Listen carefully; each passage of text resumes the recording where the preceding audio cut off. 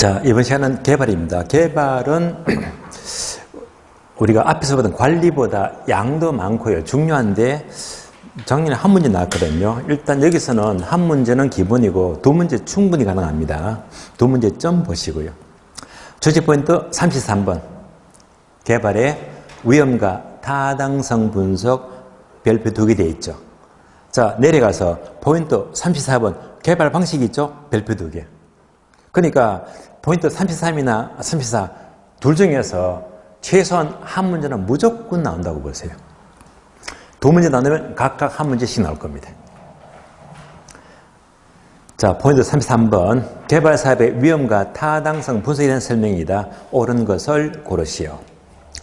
자, 1번. 월포드 교수는 개발 위험은요, 법 시비 안기했죠. 법 법률적 위험 부담, 시장 위험 부담, 비용 위험 부담, 법 시비 맞습니다. 이 중에서 비용 위험 부담을 가장 중시한다. 아니죠. 시장 위험 부담이 가장 중시되겠죠. 시장 위험 부담입니다. X. 2번. 개발업자는 비용 위험 부담을 줄이기 위해서 최대 가격 보전 계획을 취할 수가 있다. 맞습니다. 이 경우에 개발업자 입장에서는 최대 가격 보전 계약은 낮은 금액으로 개발 사업을 수행할 수가 있다는 거 수행하기 어렵죠. 최대로 높은 금액이 최대 가격이기 때문에 낮은 금액으로는 개발 사업 수행은 어려워요. 어렵다. X입니다. 3번, 4번 묶어주고요. 3번, 4번은요. 흡수율 분석입니다. 3번 지문이 빈출입니다. 흡수율 분석은 부동산 시장의 추세를 파악하는 데 도움이 된다. 맞습니다. 과거 추세를 정확하게 파악하는 것이 주된 목적이다. 과거를 파악하는 틀렸죠. 자, 과거 추세를 분석해서 미래를 예측하죠. 과거 추세를 분석해서 반드시 미래를 예측합니다. 네. 미래가 들어야 됩니다. 미래 예측입니다. X. 4번요. 흡수율 분석의 결과 흡수율은 높을수록 많이 판 거니까 좋은 거네요. 흡수기는 짧을수록 빨리 팔았으니까 좋은 거니까 시장이면 줄어든다. 맞죠? 옵니다.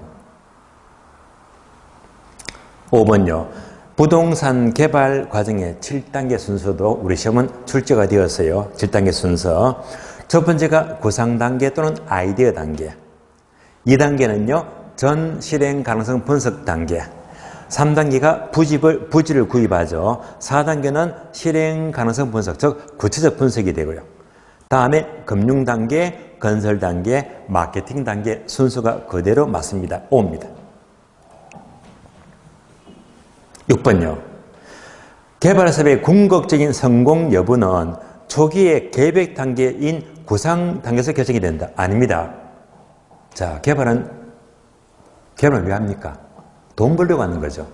돈 번다는 것은요, 확실하게 마케팅이 돼야 됩니다. 마케팅. 따라서 바로 궁극적 성공 여부는 마케팅 여부에서 결정이 되는 거예요. 다 팔아야 됩니다. X. 7번, 8번 묶어주고요. 자, 7번, 8번은 여러분들 아시죠? 부동산 분석의 절차 5단계. 지시성 타자예요.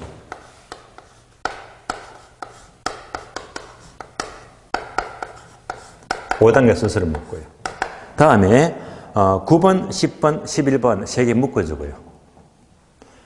9번, 10번, 11번은요. 시장 분석과 경제성 분석입니다. 그래서 지시성 묶어서 시장 분석입니다.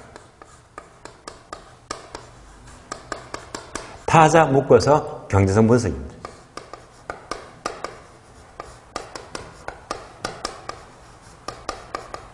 그래서 순서를 5단계 순서와 2단계를 묻는 것이 지금부터 공부하는 거예요. 자, 7번, 8번 지시성 타자 봅니다. 자, 7번요. 출제가 몇 번 되었습니다.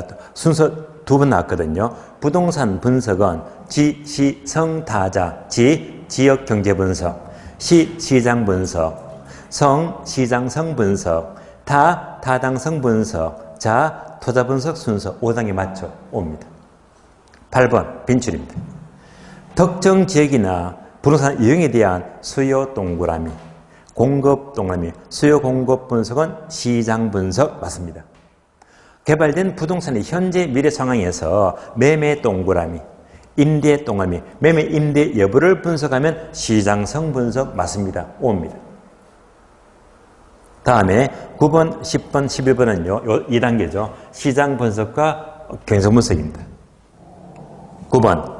시장 분석은 특정한 개발 사업이 시장의 채택 가능성 여부를 분석한다. 그대로 맞습니다. 그리고 경제성 분석은 특정 부동산의 구체적인 수익성 여부를 분석한다. 맞습니다. 10번. 개발의 타당성 분석은 시장 분석을 먼저 한 다음에 경제성 분석이 진행된다. 순서 맞죠? O가 되고요. 11번.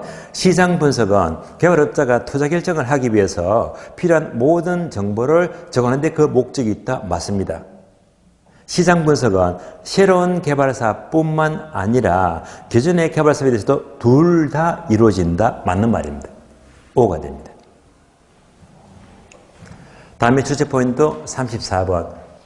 개발 방식을 봅니다. 지문 꽤 많을 거예요. 얘가 사실은 개발에서 가장 중요해요. 지문이 총 16개입니다. 자, 1번은요, 기출문장 옮겨왔습니다.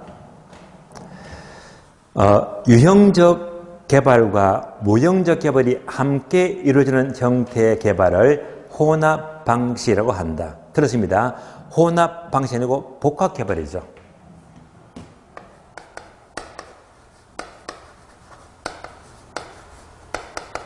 자, 복합 개발이 유형적 개발과 플러스 무형적 개발이 합해진 것입니다. 따라서 복합 개발이에요.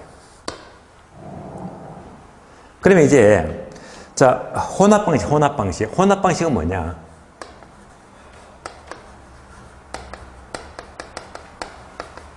혼합 방식은요, 매수 방식과 플러스 환지 방식이 합쳐진 형태입니다. 매수 방식과 환지 방식이 합쳐진 형태가 돼요.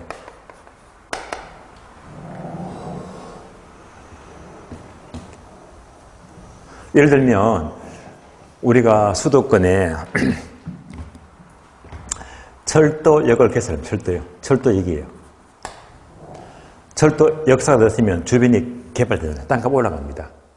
이럴 때 부지가 꽤 넓거든요. 이럴 적에 철도 주변에 이만큼 지역은 수용합니다. 매수 방식. 근데 이제 더 넓은 지역 있죠. 더 넓은 지역은 이걸 다 수용하면 돈이 모자라니까 이는요, 땅 바꿔서 이렇게 환지 방식. 그리고 합쳐진 것이 바로, 둘 다 합쳐진 것이 바로 혼합 방식입니다. 따라서 틀렸죠? X가 됩니다. 2번요. 수복 재개발이란 기존 시설의 확장 밑줄, 개선 또는 새로운 시설의 첨가 밑줄, 어떤 시설을요, 확장하고 첨가하면 수복 재개발 아니고 개량이죠. 개량 재개발. 개량 재개발이죠. 3번, 4번 묶어줍니다. 3번과 4번은요, 공영개발, 택지 공영개발입니다. 공영개발 사업은 계획적 토지이 가능한 장점이 있다. 맞습니다. 과거에 출시되었고요. 또 단점은요, 토지 취득의 애로점. 애로점은 이유가 뭐 때문이죠? 수용하니까 자, 주민과 맞춰 생기면서 토지 취득의 애로사항이 크죠. 소유자의 민원 발생이 우려되는 단점이 있다. 맞습니다. O가 돼요. 4번. 공영개발은 개발이익 환수가 저절로 되겠네요. 가능하다. 맞습니다. 그리고 토지 매입에 적은 비용이 소요된다. 아니죠. 많은 비용이 소요된다는 장점이 아니고 단점이죠. 그래서 토지 매입에 많은 비용이 소요가 된다는 단점이 있다. 그죠? X. 5번, 6번, 7번 세 개 묶어줄래요. 5번, 6번, 7번은요. 토지 신탁 방식과 사업 위탁 방식입니다. 등기가 넘어가면 신탁이죠. 등기가 안 넘어가면 위탁 방식이죠. 자, 그러면 6번, 5번입니까? 토지 신탁은 등기가 넘어가죠. 넘어가니까 소유권이 형식적으로 신탁회사에게 이전된다. 맞습니다.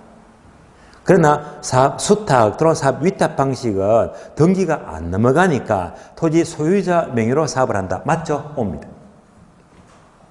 6번. 토지 신탁 방식은 부동산 신탁회사가 건설 단계에 부족한 자금을 모두 조달한다. 그대로 맞죠? 옵니다. 7번. 사업 위탁 방식은 사업 전반이 토지 소유자 명의로 한다. 맞죠? 그리고 사업 위탁 방식은 개발 지분은 소유자와 개발자가 공유한다. 틀렸네요. 개발 지분은 소유자가 전부 가져가요. 개발자가 공유가 아니죠. 개발자는요, 오로지 수수료. 개발업자는 수수료만 가져갑니다. 개발 지분은 모두 소유자가 가져가고 개발업자는 수수료만 받게 됩니다. X. 8번. 컨소시엄 방식은 대단위 개발 사업에 이용하다. 맞습니다. 따라서 사업의 안전성을 확보한다. 맞죠. 사업 시행은 장기간 소유되고 책임 회피 현상이 나타나는 단점이 있다. 맞죠? 옵니다. 9번. 등가 교환 방식은 개발업자는 토지 매입에 따른 비용을 줄일 수가 있다. 맞습니다. 그리고 토지 소유자는 공사비를 대물로 변제받는다. 건물의 일부를 받죠. 그런데 공사비를 건물의 일부 대물로 받는 것은 소유자가 아니고 개발업자. 그래서 소유자 틀렸죠. 토지 소유자가 아니고 개발업자가 공사비를 대물로 변제받기 때문에 수수료 문제가 발생하지 않습니다. X가 돼요. 7번.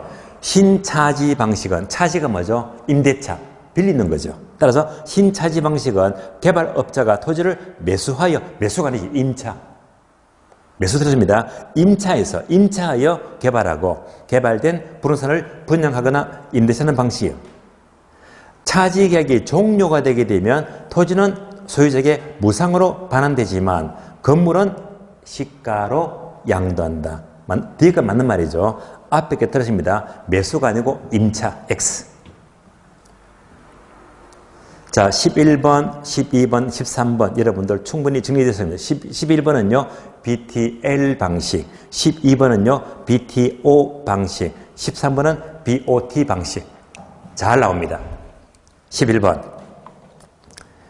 자, BTL 방식은 민간이 학교나 복지시설 등을 건설하고 건설 동그라미 B가 나왔네요. 국가 지자체 등에게 시설의 소유권을 이전한다. 이전 동그라미 T가 나왔죠. T. 정부가 임대한다. 임대 동그라미 임대가 L이죠. 합치니까 B, T, L 맞죠? O입니다. 12번요. BTO 방식은 고속도로 등 민간 사업자가 건설한다. 건설 동그라미 B가 나왔습니다. 국가 등에게 시설의 소유권을 이전한다. 이전 동그라미 T가 나왔죠. 시설을 시민들에게 시설 이용료를 직접 징수한다. 징수 동그라미 징수업으로 운영이죠. 오플레이터 O가 됩니다. 합치니까 BTO 맞죠? 옳은 지문이고요. 13번요. BOT 방식은 민간 사업자가 스스로 자금을 조달하여 시설을 건설하고 건설 동그라미 일정 기간 소유 운영한다. 운영 동그라미 운영 오플레이터 O가 나왔습니다. 사업이 종료하면 국가 등에게 시설의 소유권을 이전한다. 이전 동그라미 T를 말하죠. B, O, T 모두가 맞네요. 옳은 지문입니다. 14, 15, 16 지문 3개 묶어주고요. 이 3개 지문이 바로 TDR 제도, 개발권 양도제입니다. 14번요. 기출문장이네요. 개발권 양도제 TDR은 규제지역 토지 소유자의 손실을 개발지역 토지에 대해서 소유권 부여를 통해서 보전하는 제도이다. 자, 단어 찾기가 좀 까다로운데요. 자, TDR은요.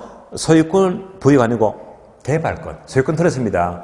개발권을 양도하죠. 그래서 소유권 양도가 아니고 개발권 부여를 통해서 보전하는 제도입니다. 그래서 소유권 틀리고 개발권 부여, 개발권 양도가 돼요. X. 15번도요. 출제가 되고 있습니다. 토지 개발에서 개발권 양도제는 지하공간 활용 방안이다. 지하공간 틀렸죠? 공중공간 활용 방안이죠. 지하 틀었습니다. 공중공간 X입니다.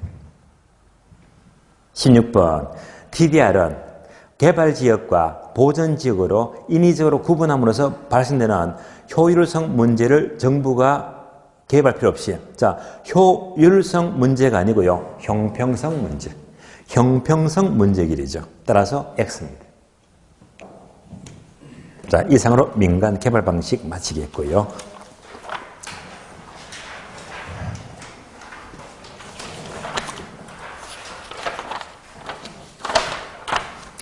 자, 포인트 35번 공간 구조론과 지도.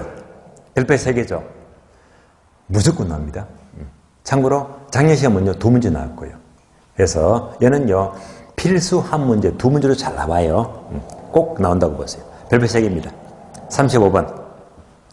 다음은 지대로움과 도시 공간 구조에 대한 설명이다. 옳은 것을 고르시오. 1번, 2번, 3번 3개 묶어주고요. 3가지가 동심원 이론, 버제서의 동심원 이론입니다. 1번. 동심원 도시란 중심 업무지구를 중심으로 도로를 따라서 성장 확대되는 도시를 말한다. 자, 이것에요. 도로를 따라 들었습니다. 도로를 따라서 아니고 동심원상으로 동심원. 5개 동심원 아시죠? 자, 순수한 게 있죠? 중천저고통. 순수 있죠? 해서 중천저고통 5개 동심원상으로 성장합니다. 그래서 도로를 따라 틀렸고요. 동심원상으로 성장 확대가 돼요. 다음 문장. 동심원 이론에서 저소득 주거지대는 제3지구이다. 중천저고통. 세 번째가 저소득층 주거지대 3지대 맞습니다. 앞에 게 틀렸죠? X. 자, 2번, 3번 모두 기출문장이에요. 2번. 동심원설에 따르자면 중심지와 가까워질수록 범죄, 빈곤, 질병이 적어진다. 많아지겠죠. 요거 아시죠? 5개. 자, 하나, 둘, 셋, 넷, 5. 자, 중심 업무지구, 천의지대, 저소득층 지대, 고소득층 지대, 마지막으로 통근자 주거지대. 요 순서가 되는데요. 지금 몇 번 지문입니까? 2번 지문요. 중심지 가까워져 천의지대가 여기서 이제 범죄가 많고 질병이 많습니다. 그래서 이제 천의지대 설명인데요. 가까울수록 범죄와 빈곤이 많아집니다. 따라서 범죄, 빈곤, 질병이 적어진다. 틀렸고 많아집니다. X. 3번요. 동심원 이론에 따르자면 저소득층일수록 고용기회가 많은 부도심과 저가성이 양호한 지역에 주거를 선정한다. 지방 보시면요. 요거잖아요. 저소득층. 그러니까 얘들보다 더 가까이 위치하죠? 맞는 말입니다. 5입니다. 5번요. 호이터의 선형 이론입니다. 호이터의 선형 이론은 주택, 상업지, 공업지의 토지를 다양하게 다루고 있다. 아닙니다.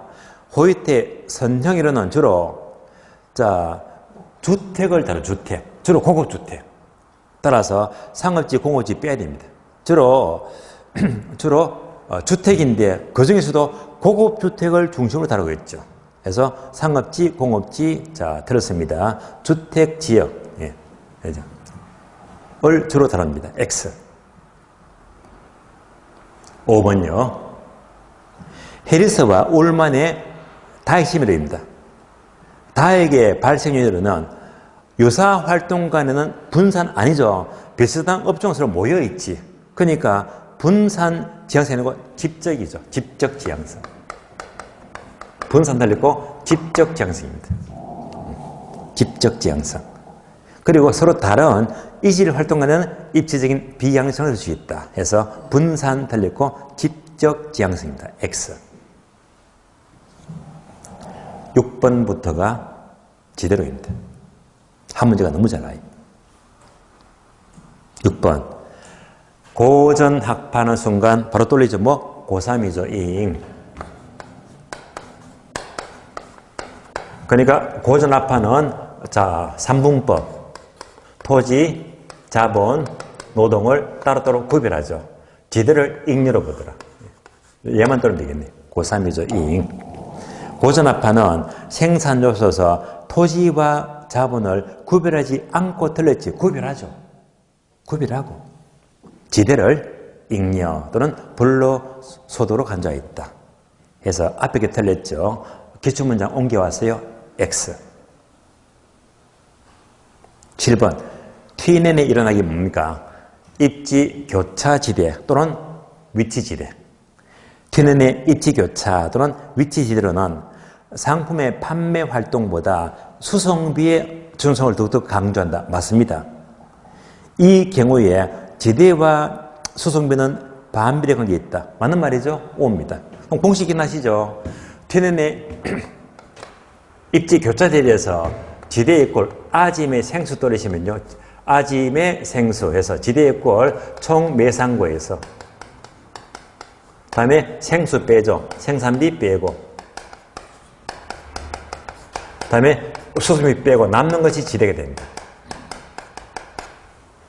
여기 보았을 적에 얘는 일정이에요. 얘가 일정하다. 그럼 여기서 관계를 아셨습니다. 그러니까 이제 외곽지는요, 멀리 서면 수송비가 많잖아요. 많은 걸 빼니까 지대가 적어지고요. 거꾸로 도심지는요, 수송비가 적으니까, 적은 걸 빼니까 도심지는 지대가 높더라. 그래서 지대와 수송비는 무슨 관계? 반비례 관계. 반비례 맞습니다. 5가 되고요. 다음에 8번 리카르도 차익지대. 리카르도 차익지대는 우등지와 열등지의 시장에서의 거리 차이에서 지대가 결정된다. 우등지와 열등지의 거리 차이가 아니고 비옥도 차이죠. 거리 틀렸죠? 비옥도 차이. 비옥도를 강조하지 거리를 등한시하고 있죠. 거리 틀렸습니다. X. 9번 기출문장. 독점지대설은 토지의 소유 자체를 지대 발생 원인으로 보면서 차액지대로는 설명이 불가능한 최열등지에 대한 지대 발생 근거를 제시한다. 얘는요, 독점지대가 아니고 절대지대죠. 마르크스의 절대지대. 독점지대 틀렸습니다. 절대지대 X입니다. 10번 마르크스의 절대지대에 의하자면 한계지 밖이라고 하더라도 소유자가 요구하는 만큼 절대로 지대가 발생한다. 맞죠? O입니다. 자, 11번은요, 경제지대. 12번은요, 준지대. 둘 다 잘 나와요. 경제지대, 준지대 꼭 알아야 됩니다. 자, 11번 경제지대 하는 순간 요거 그림 돌리시고요.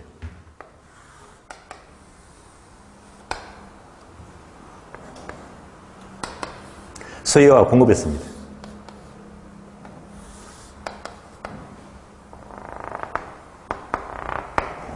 자, 그러면 공급 곡선 기준으로 자, 위에 있는 빗검진본이 바로 경제지대. 경제지대가 돼. 아래쪽의 부분은 바로 전용 수입이죠. 다른 말로 공급자 최소 가격입니다. 전용 수입이다.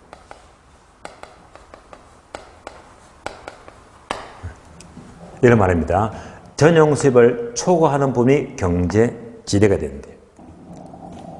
자, 그러면 계속 봅니다. 지문.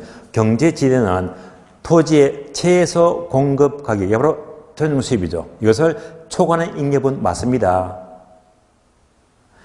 경제지대가 0이 되는 경우는 공급 곡선이 완전 비탄력이다. 10번 볼까요? 만약 공급 곡선이 완만해집니다. 수평이 돼요. 얘가 완만해져 버리면 위에 면적이 하나도 없잖아요. 경제지대가 0이 되는 것은 어떨 때? 수평일 때. 그럼 뭡니까? 완전 탄력이죠. 그래서 완전 비탄력 틀렸고요. 완전 비탄력이고 완전 탄력적일 때 경제지대가 0이 됩니다. X가 돼요. 12번 준지대. 준지대. 준지대 학자가 누구로 기억납니까? 예, 마샬. 마샬의 준지대는 자, 인간이 만든 기계 등의 잡은 설비에서 생기는 소득 맞습니다. 단기 동그라미. 가장 핵심 단어죠. 준지대는 단기에만 발생합니다.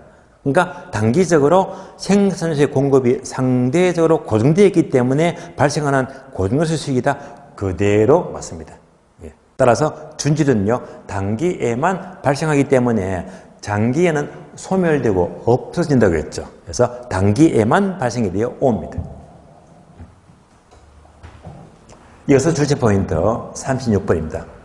입찰지대와 자, 도시지대와 생산요소의 대지성입니다.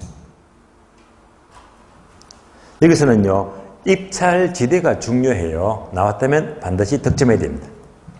그러면 박스 지문볼까지 총 6개 지문인데 1번, 2번 묶어주고요. 1번, 2번이 바로 도시지대와 생산요소의 대지성을 가리키고 3, 4, 5, 6, 4개 묶어주고 요 4가지가 뭐죠? 입찰지대 국수입니다. 1번 도시지대 함수는 도시로부터 멀어짐에 따라서 지대가 점점 감소하는 우하향 모양을 나타낸다. 쉬운 그림이 저거요. 자, 중심지가 되고요. 지대의 거리가 돼요. 그럼 이거 쉬운 거죠. 도심지가 지대가 높고 거리가 멀수록 점점 지대가 낮아진다. 얘가 무슨 모양? 우하향. 예를 들어 말로 역선형함수. 역선형함수. 맞는 말입니다. 오가 돼요. 다음에 2번요. 2번은 지문 잘 나와요. 그대로 도심지에 건물이 고층화된다는 것은 토지와 자본의 결합율이 높다 그죠? 낮다 틀렸죠. 그래서 높다는 것을 의미한다. X입니다. 3번부터 6번까지가 입찰지대. 입찰지대. 그러면 입찰지대만 나왔다면요. 바로 이거부터 떠올리자.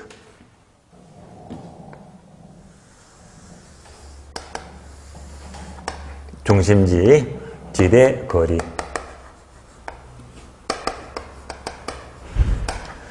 자, A 산업이 있어요. B 산업이 있어요. 다음에 C 산업이 있어요. 이렇게 볼 때 가장 높은 지대만 연결하죠. 이렇게. 얘가 바로 입찰지대 국수입니다.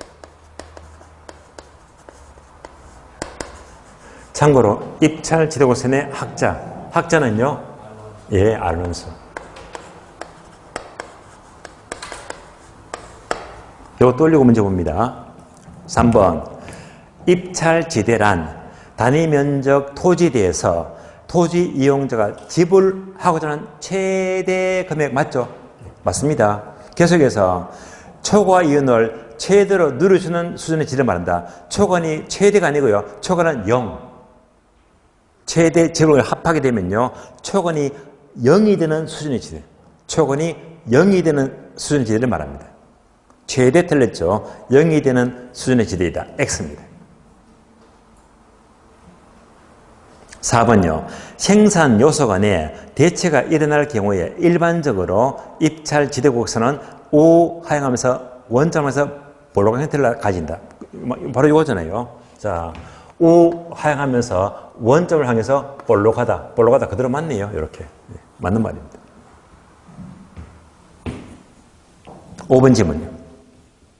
다른 조건이 일정하다면 방사형 교통망의 발달로 인해 도심의 입찰 지로선 상대적으로 급해진다. 자, 설명이 필요한데요. 얘가 뭐냐? 먼저, 자, 5번 등 보시면서 방사형 교통망. 방사형 교통입니다. 그러면 예를 들어 볼게요.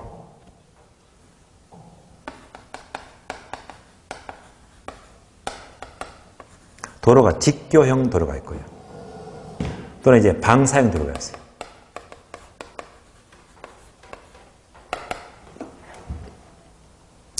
직경은요, 뭘 돌려? 바둑판. 바둑판.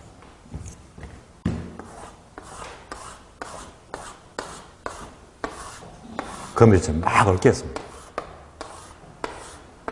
얘가 직경 들어옵니다. 이런 도시가요, 주로 오래된 구도시. 이런 대표적인 예가요, 대전. 도로 복잡합니다. 또는 대구. 오래됐잖아요. 예. 이런 게는 교통이 도로 복잡합니다. 방사형 도로는요, 시내 중심지가 있어요. 쫙, 쫙, 쫙, 쫙, 쫙. 이게 방사형입니다. 이런 주로요, 계획도시. 예를 들면 안산. 안산도로 좋아요. 또는 경남의 창원.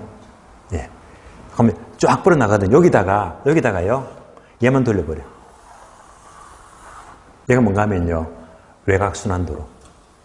그러면 가다가 바로 쫙 들어오니까. 복잡하죠. 교통이 아주 편리합니다. 그래서 지금 지문은 뭘 묻죠? 요건 묻잖아. 예. 그럼 얘는요, 외곽지도 발달이 되겠네. 교통이 좋으니까. 그럼 얘는 뭡니까? 외곽지 땅값 올라갈까요? 내려갈까요? 예, 올라가지. 그럼 얘를 묻는 거예요. 그러면 방사형도로가 발달이 되면요, 다시 이거를. 외곽지가 오른다, 내린다? 올라가. 외곽지가 좋으니까. 상대적으로 얘는요, 약간 다운되거든요. 얘는 약간 다운됩니다. 그럼 나왔네. 완만해져서요, 가파라져서요. 원래보다 완만해졌지. 완만해졌지. 따라서 틀렸죠. 가파라진다, 틀렸고, 급해진다, 틀렸고, 완만해진다. 완만해진다. X입니다. 6번 절대 놓치지 마세요. 입찰지대 기울기. 안겠죠? 뭐? 수토. 수율이 좋아요, 토율이 좋아요. 수토. 그래서 단위당 수송비 나누기 토지의 이용량이죠. 토지의 이용량이다. 빈출입니다. 기울기는 토지의 사용량을 한개 수송비로 나눈 것이다. 바뀌었죠? 한개 수송비를 토지 사용량으로 나눈 것이다. 앞뒤가 바뀌었습니다. X. 자, 꼭 기억합니다. 3, 4, 5, 6 중에서 3번하고 6번은요, 잘 나와요. 3번, 6번에서 항상 집중을 물으니까 3번, 6번, 자, 집중하세요. 네. 이어서 부동산 마케팅입니다. 마케팅. 자, 마케팅 별표 3개예요. 꾸준하게 한 문제가 잘 나옵니다. 1번부터 봅니다. 부동산 마케팅 전략은 시장 점유 마케팅, 고객 점유 마케팅, 관계 마케팅 3가지 맞죠? 옵니다. 2번요. STP 전략은 안개했죠. 세표차, 세표차. 그래서 세분화, 표적시장, 차별화, 세표차 맞네요. 참고로 이때 차별화는요, 영어로 포지셔닝입니까? 프로모션입니까? 포지셔닝. 예. 그래서 우리 시험은요, 포지셔닝을 프로모션을 잘 바꿔서 묻거든요. 그래서 차별화를 조심하세요. 포지셔닝 전략입니다. 4번. 포피 믹스는 4가지가 뭐지? 제가 유홍, 제가 유홍, 제 제품, 가 가격, 유 유통경로, 홍 홍보도는 판매 촉진 전략. 맞죠? 4가지 O입니다. 4번요. 고객 점유 마케팅은 바로 I다 원리죠. 주목 단계 어텐션, 흥미 단계 인터레스트, 욕망 단계 디자이어, 행동 액션. 맞죠? O입니다. 5번요. 부동산 마케팅은 부동산 시장이 과거에 공급자 주도에서 구매자 주도로 전환됨에 따라서 마케팅은 더욱더 중요하다. 그대로 맞죠? O입니다. 6번요. 시장 점유 마케팅 전략은 소비자의 구매사 결정 과정의 각 단계에서, 자, 시장 점유해놓고 다음 단어가 소비자, 앞뒤가 안 맞죠? 소비자를 중시하면 시장 점유가 아니고 고객 점유 마케팅이죠. 고객 점유 마케팅이 바로 소비자 중심의 전략입니다. 시장 틀렸습니다. 고객, 점유, 마케팅, X. 7번. 아파트 단지 내 자연 친화적인 실개천을 설치하고 보안 설비의 디지털화 등은 제품 전략에 속한다. 이해가 맞죠? 옵니다. 8번. 주택 청약자를 대상으로 추첨을 해서 벽걸이 TV 등을 제공하는 것은 마케팅 믹스 가운데 판매 촉진 또는 홍보 전략 프로모션 맞죠? 옵니다. 7번요. 마케팅의 시장 조사 또는 설문 조사 방법은 제가 암기를 시켜드렸는데 기억나십니까? 목집 설사 코팅이죠. 목집 설사 코팅.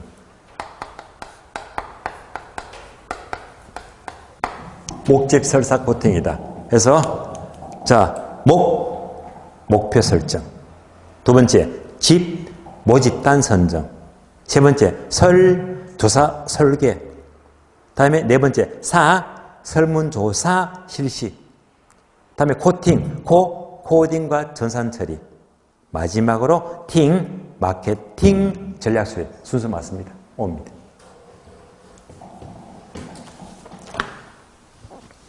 이어서 부동산 입지 선정입니다. 포인트 38번. 공업 입지가 별표 1개고요. 포인트 39번. 상업 입지가 별표 3개. 상업 입지만 최대한 집중하시면 돼요. 그러면 38번.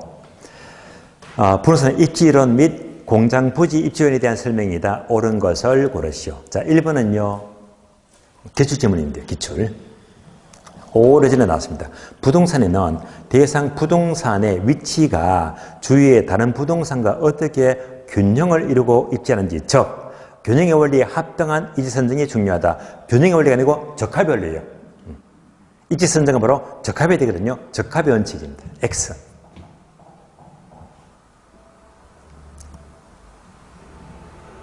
(2번) (3번) 묶어주고요. 2번, 3번은요, 요거 묻죠, 요거. 퀴넨, 아짐의 생수 묻죠.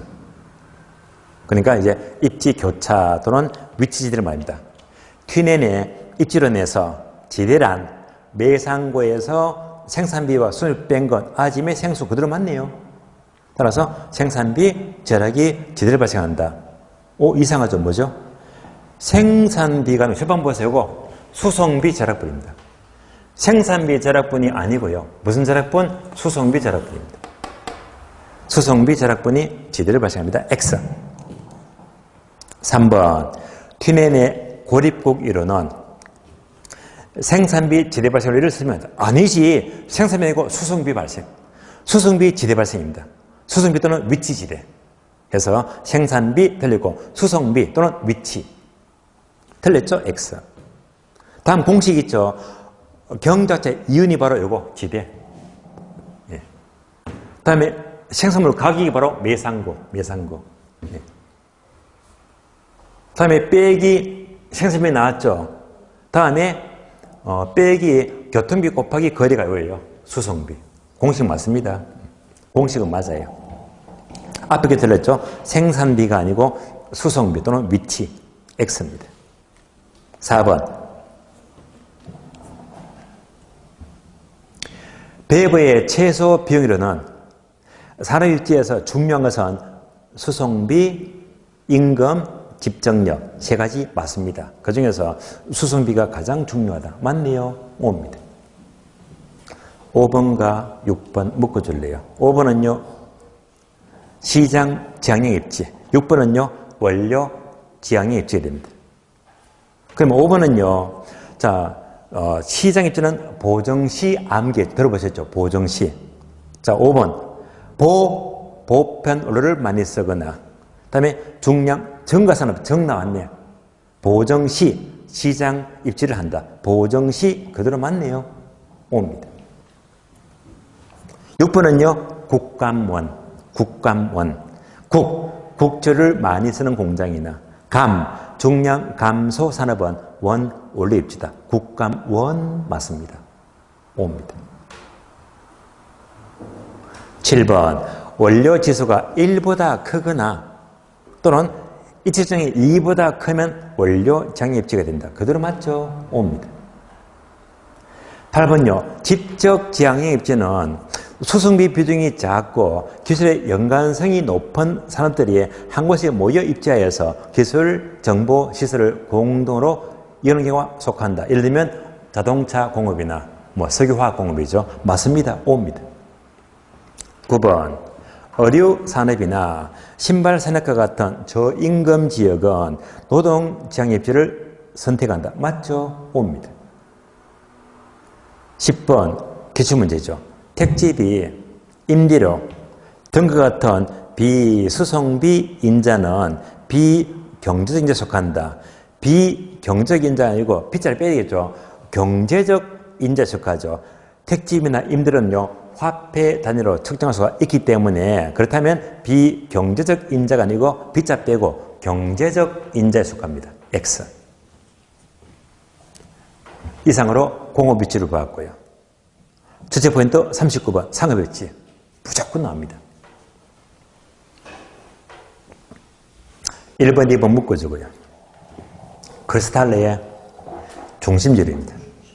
1번 크리스탈레의 중심지론에 의하자면 중심지가 성립되는 경우는 재화의 도달거리보다 최소 요구치가 크다. 최소 요구치, 최소 요구치, 요구 동그라미. 요거는 항상 커야 돼요? 작아야 돼요? 작아야 되겠죠. 부동거 받겠죠. 따라서 X. 2번요.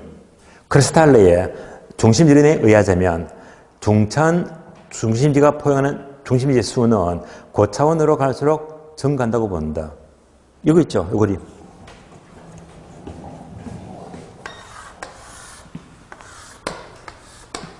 자, 고차 중심지,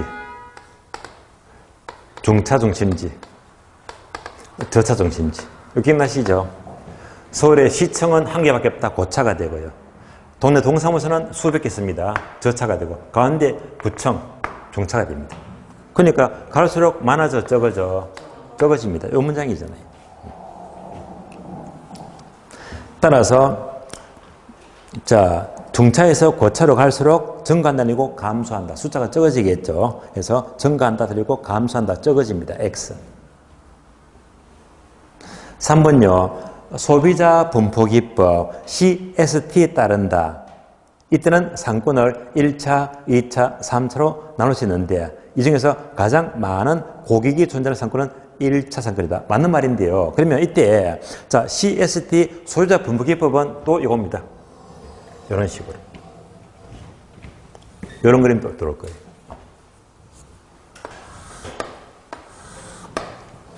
다시 말하면 이제 격장입니다. 바둑판 돌리식 바둑판. 그러면 이제 여기에 이만큼 대형 마트가 있대요. 마트가 있다면 요즘 전부 다 카드로 결제하다 보니까 카드를 딱 줘야 하니까 고객이 분포도록 있습니다. 고객 분포, 소비자 분포인데요. 그래서 전체 매출액에서 이만큼입니다.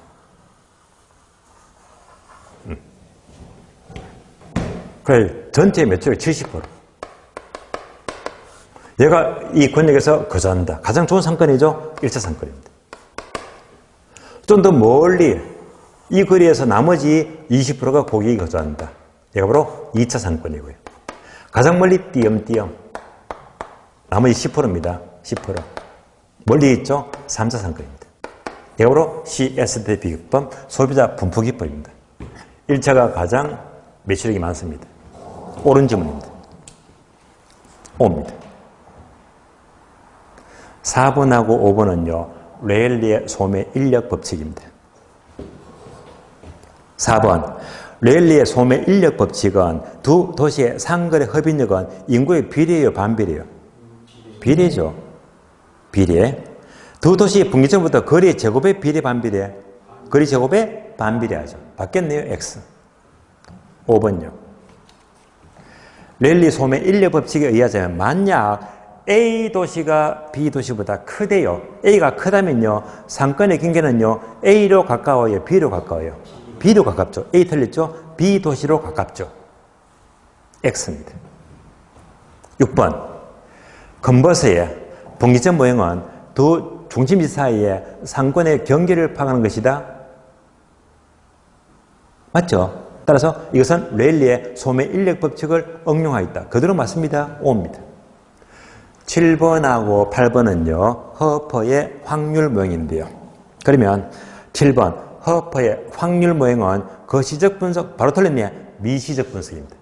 미시 분석이죠. 왜? 소비자 행동 하나를 중시하기 때문에 바로 거시 분석 틀렸고 미시 분석입니다. 소비자 행동을 강조하죠. X. 8번.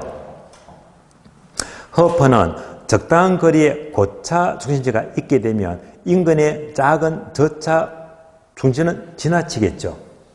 맞습니다. 그 이유는요. 소비자들은 다목적 구매 형태를 보기 때문이다. 이유가 맞습니까? 집 한번 보세요. 우리 집이 있어요. 그러면 자, 큰 대형 할인 매장이 있고요. 동네 슈퍼가 있잖아요.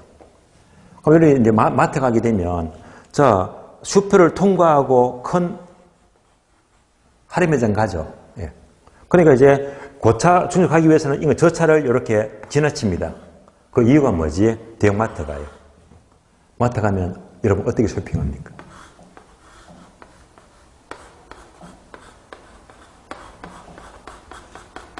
뭔지 아시겠죠? 여기에다가 물건을 수북히 담잖아. 생각해서 아는 거 물건을 잔뜩 싣잖아요. 얘가 뭡니까? 다목적 구매. 예. 그러기 위해서 이를 통과하거든요. 예. 맞습니다. 옵니다.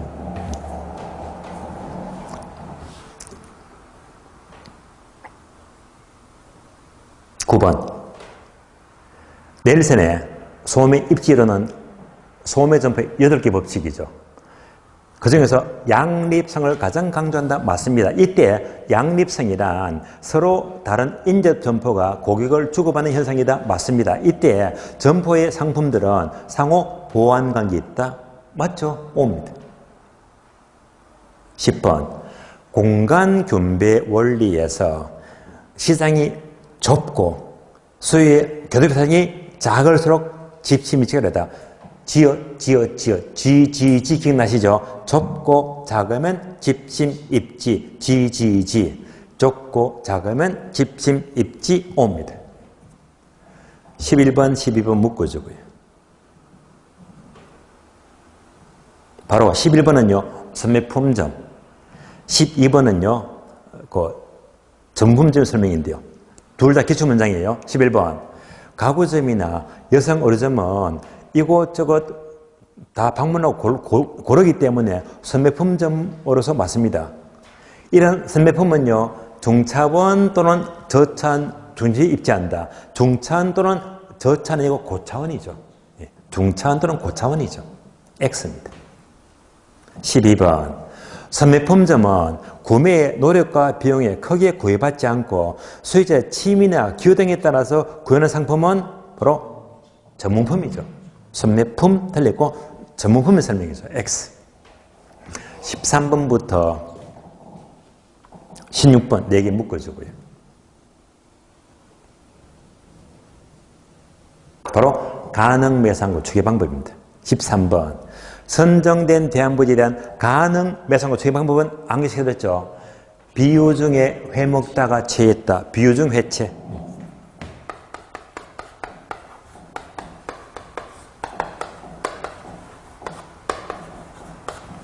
자, 비율법, 요축법, 중력 모형, 회기 모형, 체크리스트 해서 비요중회 요 4가지입니다. 요거 묻잖아요. 따라서 추계 방법은 비율법, 요축법, 중력 모형 맞잖아. 민감도 분석 틀렸네. 뭐가 들어가죠? 요거 회기 모형. 회기 모형입니다. 민감도 분석 틀었습니다. X. 14번. 가능 매상고 중에서 주관이 가장 많이 개입되는 것은 비율법이다. 맞습니다. 15번. 중력 모형에서 수정 이미지 개수는 개별 점포의 이론 매상과 실제 매상이 다르기 때문에 그 차이를 조정하는 데 쓰인다. 그대로 맞는 말입니다. 16번. 얘는요. 아직은 출제가 안 되는데 얘도 놓치지 마세요. 회기 모형은요. 항상 2개입니다. 독립 변수와 종속 변수 2가지입니다. 이때 가능 매상호는 결과죠. 결과는요, 독립변수 아니고 종속변수. 그리고 두 번째 줄, 지역의 인구, 소득, 경쟁업체는 영향을 미치는 변수죠. 영향을 주는 변수는 독립변수입니다. 단어가 바뀌었죠. 가능 매상호는 결과값이다. 종속변수가 되고, 자, 인구, 소득 등 영향을 미치는 변수들은 독립변수가 돼요. 단어가 바뀌었습니다. X가 돼요. 자, 여기까지 하고 10분 쉬었다가 나머지는 다음 시간부터 보겠습니다. 쉬겠습니다.